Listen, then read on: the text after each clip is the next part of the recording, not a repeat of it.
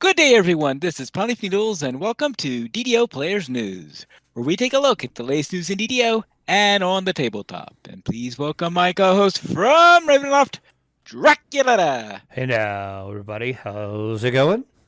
Everything's going fine here. How's the weather going over in Barovia? It was rainy today, snow tonight, and negative wind chills tomorrow. Oh, that sounds like a real not so fun treat. Yeah, somebody done pissed Mother Nature off. Ah, yes, but I heard that you're sending it to me tomorrow. Oh, well, there you go. You're welcome, sir. Ah. A care package from That's right. Barovia. That's right, exactly. The With a weather. bow just for you. Yes. The only thing that gets out of Barovia is the bad weather. Right, exactly. Everything else is trapped here. Yes. Let's then head into our game news, and we will begin with update 44.1. Dot one. The dot one is the most important part. You. I don't know why. It's anyway. Dot one. An update came out last Thursday.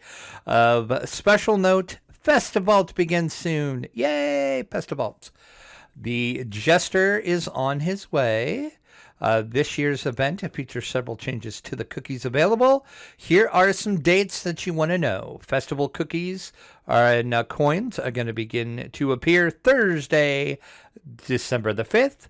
The Jester of Festivalt will arrive Thursday, December the 12th. Festivalt cookie drops will end Monday, January the 6th.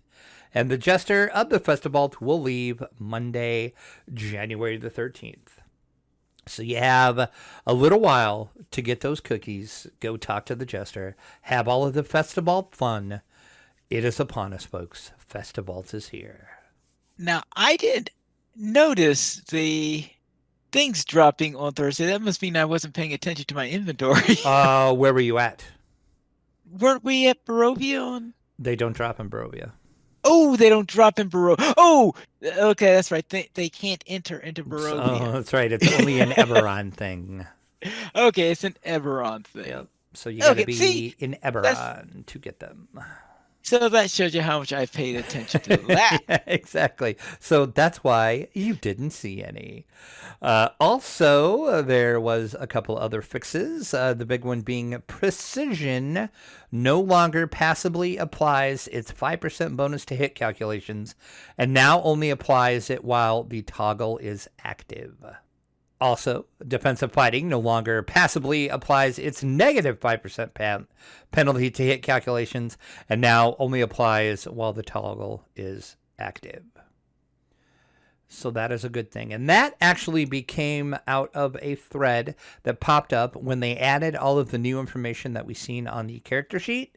Somebody noticed this little bug with precision.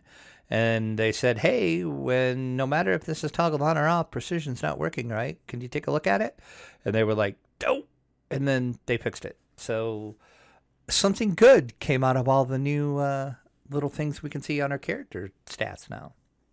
Okay. The fix to precision came. Some items got some work as well. More important is the defensive fighting fix. Right, exactly. Yeah, because that was kind of bad.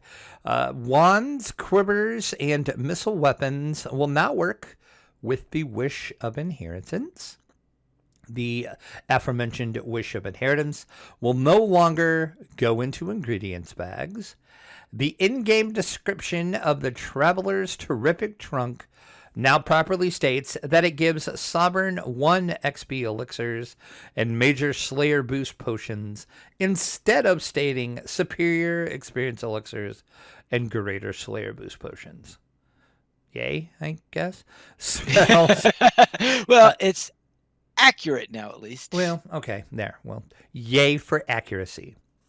Of special excitement to myself, Eberd's Black Tentacles is now much easier to cast while you have a foe selected and will no longer be placed in an inconvenient manner next to yourself or your enemies. So yay! Black Tentacles will actually work right now. Okay. Because that was always a pain when I cast it on my Warlock, because I'd never exactly know where it was going to land. Because I always told it I wanted it to go there, and it usually went over there somewhere. So I'm excited about that.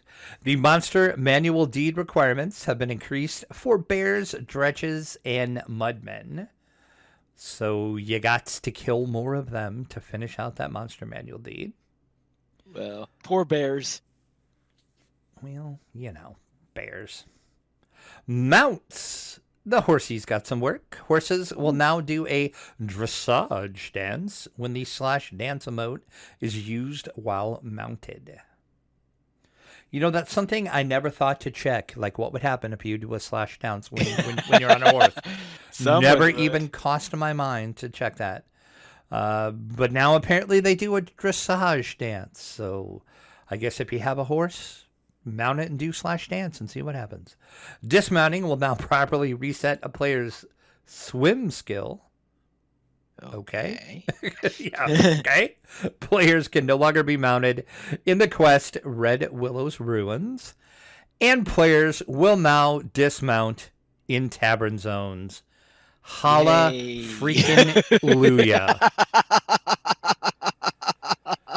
No more horse ass in the taverns. Thank you, devs. Oh my gosh, that was getting annoying. Ooh, there's something that's going to become very rare then as a result of that. We'll get to that later. Okay. Mounts will now work in the wilderness areas, such as the Underdark. In wilderness areas of the Underdark. Okay. Which I never would have thought to even try to mount a horse in the Underdark. But, because I always kind of assumed the Underdark was kind of like Moria. It wasn't a place fit for a pony. Right. But apparently it is. And then some additional idle, jumping, swimming, and galloping animations and related work has been done. Yeah. Well, that's because they didn't want to create goats just so that we could go to the Underdark. Okay, well, you do raise a point there. Some quest and adventure areas also got a little work. They corrected an issue that could prevent characters from recalling out of the Keep of the Borderlands wilderness area. I never had an issue not recalling out, but okay, apparently that's fixed.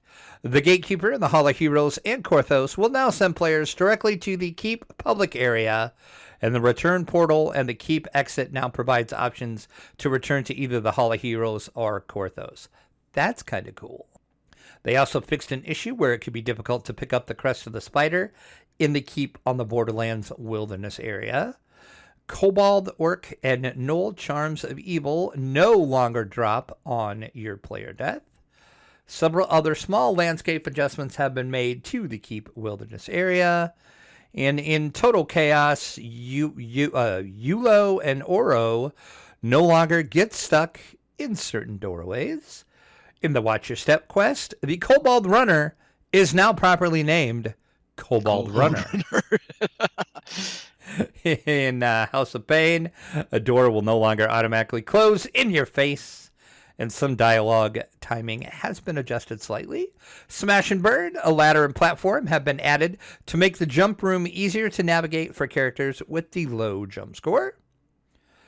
Also, Smash and Burn special cargo crates now sparkle. Oh, thank goodness. Yeah, I thought of you when I read that right away. I was like, ooh, that's a Pinely patch note. Smash and Burn, fewer mobsters now spawn in the first hallway. And over in Barovia, Fresh Baked Dreams, there are fewer wolves and earth elementals now spawn. And the hags will no longer cast Comet Fall or Acid Fog. The chest in the windmill is now the end chest, and there is a second end chest in the windmill for players who complete the hard optional. In stopping the Sahagwan, reduce the damage from one of the traps. Ruins of Thunderholm, they fixed a door that could get stuck. The absent-minded Lich in the Amber Temple, once again, is helpful towards players and can be helped by magical means, but will no longer help if he gets hurt. In Madness of Crowds, speaking with Bronpets when he returns counts towards an objective rather than the Rush Shrine was used or not. Okay, that doesn't make sense, but okay. Best laid plans. They fixed an issue that could cause the quest not to complete if players kill enemies too quickly. And in Slavers of the Shrieking Mines, the failure condition has been removed and 2 optionals have been replaced. Rescued miners will now give extra XP instead of failing the quest. Thank God for that. That quest was annoying. The map has also been made less confusing. So all of those last fixes were all part of the nerfing content into the ground thread. Those were all suggestions in that thread. So, ground. well, hyperbole at its best. Okay, yeah. So there's our look at update 44.1. Then let's enter into the DDO Chronicle issue number 362, where I see a rat. You dirty rat. Yeah. I was trying to think of a better joke for that, but that's all I could come up with in short notice. We have not a lot in the Chronicle, really. Cordovan did do a recent Black Friday live stream in support of his Movember campaign, so you can click over and watch the replay of that video if you would like. We have our fansite news. DDO Cast prioritizes epic past lives in part 1 of their new series they are running. So click over and listen to the latest DDO Cast. We got a shout out for our episode. Don't forget lots of streamers over on DDO streams, such as D&D Night on D&D streams, Samus Garobo, Akio, and more. Also, there are plenty of other Twitch streamers streaming on their channels. Strimtom, Voodoo Spice, and Arrow Havoc. And don't forget MJ, Sea of Galanda, and Dirty William stream and record videos over on YouTube as well. Chronicle comment. Which festival cookie tastes the best? They have a taste? Well, of course, all cookies have taste, Pine Leaf. Oh, I guess I've never quite gotten a chance to eat one of them. Well, yeah, because you always forget they even, drop, period, so... Yeah, I can't even remember where they drop. Right, exactly. I keep doing Ravenloft during the time the festival is on. Right, exactly. My answer is going to be the black Abishai cookie because it's black, just like my soul. Ooh, ouch. And Pine Leaf has no answer because he's just confused about festival totally. So we'll just move right on. And that would be the screenshot of the week, the 443rd DDO screenshot of the week. That is from Yorbin Gabab, Saddles Up for Adventure, in the 443rd DDO screenshot of the week, and that is from Goza for sending in that screenshot. Cool little screenshot. And hang on. Yeah, exactly. That Dragonborn's about to fall down. Then let's head into our store sales, and I heard that if it's bigger, it's better. Always, Pine Leaf, always. 20% off Sovereign Guild Renown Elixirs, Superior Spell Point Potions, Guild Seal Potions of Sovereign Healing, and the Colossal Ingredient and Augment Bags. 20% off. That is through the 12th. The weekly coupon code is going to get you a free Summoned Repair Shop. iFixit is the coupon code, IFIXIT. Now through, shockingly, December the 12th as well. And if you are familiar with DDO, if you've been around for a while, you know what December brings us. It brings us the December deals. And this week there is a crazy good deal if you are a free-to-play player or a premium player. 35% off character slots. That's a good deal. 50% off the Hearts of Blood and Dalara's Tomb. Also a good deal. The best deal of the week is 75% off the Veil of Twilight quest pack. If you are a premium or free-to-play player, you need to go to the store right now and buy this pack. And do not look back. 75% off of that is a crazy good deal. So my seal of approval this week. There's usually some really good stuff on the December deals. Or at least there has been in the past. So I'm assuming next week's will be just as good. And then let's into our site news, where we actually have a screenshot of the weekend. This is what I was referring to earlier when I said this looks like it's something that's going to become rare. I was trying to think, what are you gonna? And then I'm like, oh yeah, our screenshot. Yeah, so this is actually like this is a collector's item screenshot now. We'll say. Kirko sent us in, and he says, Draken Pinely, I know you've always wondered what was in that dirty kobold. Well, now you know. Well, I've heard of some people saying it figuratively, but So thanks, Kirkos, for sending that in. Yeah, we haven't done one of these for a long, long time, actually, because I always forget to take screenshots when I'm playing anymore. But if you have a screenshot that you think is a pretty sweet shot that you have taken, send it into podcast@ddoplayers.com, and you too can have your screenshot featured on the podcast and on our site. yes, and thanks to him for getting this one in before they. Good job getting that before the patch. Before the patch, yes. And in case you're wondering, there is a horse in a bar on that one. Yes, there is a horse, but it's not just in the tavern, it's on the bar. Yeah, you can't get much more in the tavern space than that. Next to the barkeep on the bar. You're all up in the tavern space at that point. Yes. Let's then go and see what's in the tabletop news this week.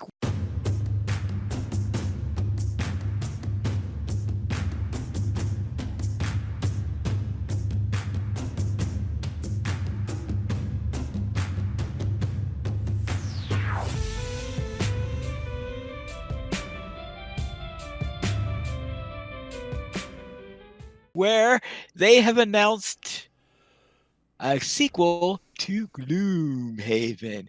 What could be gloomier than Gloom Haven? Frosthaven. And it's really weird. They didn't really call it a sequel. They didn't really call it an expansion either. They just kind of called it an add-on, which was kind of weird. Add-on. It's kind of weird wording, but after you hear what's in this, it's more than just an add-on. Yes, this is called Frosthaven.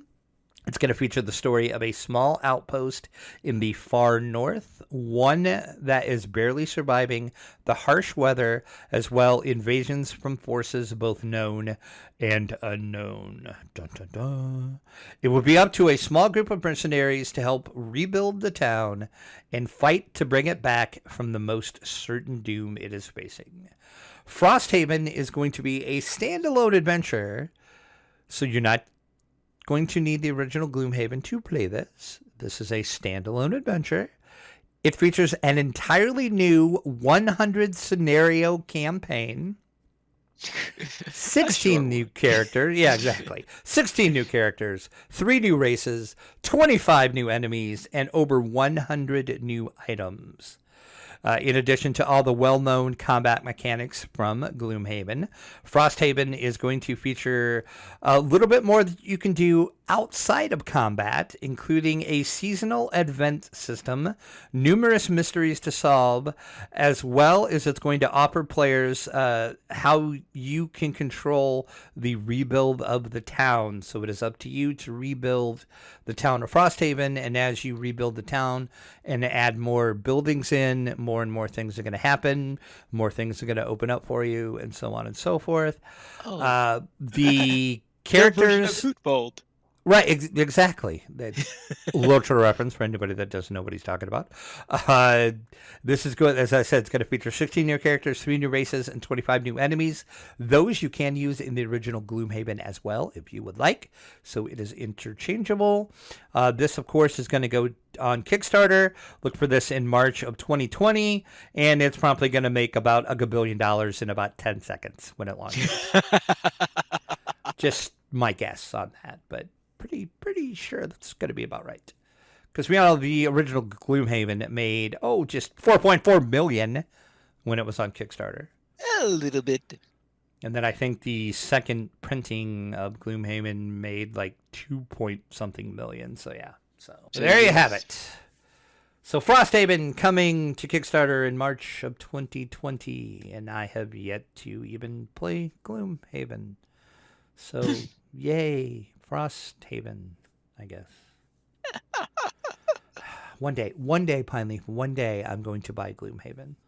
One it's day. Like, it always ends up, it's like I save money for it, and I'm like, okay, I have this money from Gloom Haven. I'm going to wait till it goes on sale, because every once in a while, you can get it for like 15, 20, 25% off. It kind of goes on sale at various places.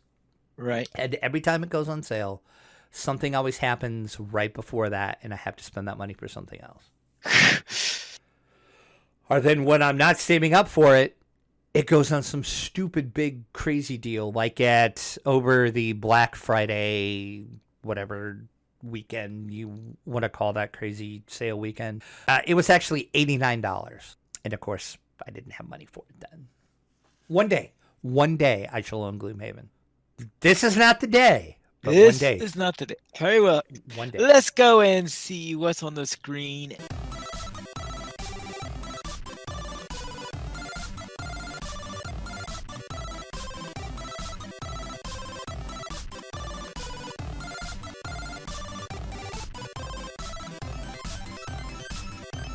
It's probably even scarier than Gloom Haven. It could be, because we are talking Cthulhu after all.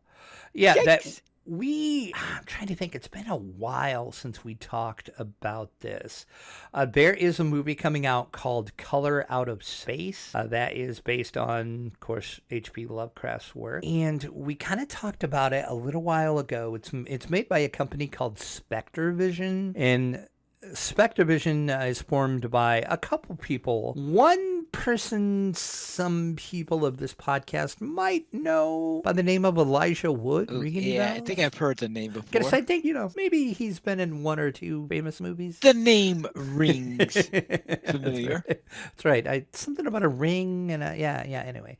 So yeah, he did speak with ComingSoon.net. They spoke with him and his partner Daniel Noah about the upcoming movie Color Out of Space, which stars Nicolas Cage. Also, they talked about their love of H.P. Lovecraft. What they want to do with Lovecraft is the Color Out of Space is going to be the first movie in a series of 3 movies that they would like to come out with. According to the pair, they have been in early development stages for a couple other adaptations of Lovecraft stories. The Dunwich Horror, they have been working on that, and they're also working on another title that they have not announced yet. But this is pretty cool, and you can check out the trailer in the article over on DDO Players for the trailer for the Color Out of Space. It looks really good, actually. I've always liked that story. That was one of my favorite Lovecraft stories anyway. I mean, I like all Lovecraft, but I've always liked the Dunwich Horror and Color Out of Space. Those tend to be my 2 favorite Lovecraft stories, so I cannot wait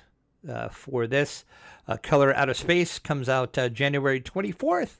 2020, so not much longer. And special thanks to Kirkos for sending in the tip on this, because somehow I missed this. So if Kirkos wouldn't have wrote in, I wouldn't have known about this. So awesome. I mean, I knew the Color Out of Shape movie was coming, but I didn't have any idea that they wanted to do a trilogy, and they were working on Dunwich Horror as well. So too cool. But that's coming January of 2020, the Color Out of Space. No date on the other 2 movies, but hopefully Color Out of Space does good, and we'll get the 2 other movies from Spectre Vision. Then let's into our week in gaming.